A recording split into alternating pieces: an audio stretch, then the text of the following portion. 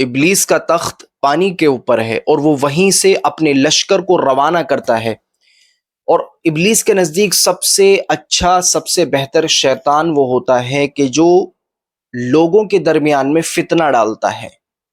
ایک شیطان آ کر کہتا ہے کہ میں نے یہ کام کیا، میں نے چوری کروائی، میں نے فلاں کام کروایا، تو شیطان کہتا ہے کہ ٹھیک ہے تو نے کچھ کام نہیں کیا۔ پھر ایک دوسرا شیطان آتا ہے، وہ کہتا ہے کہ میں نے دو میاں بیوی کے درمیان میں فتنہ ڈال دیا، دونوں میں لڑائی کروا دی، اب دونوں میں اختلاف ہو گیا۔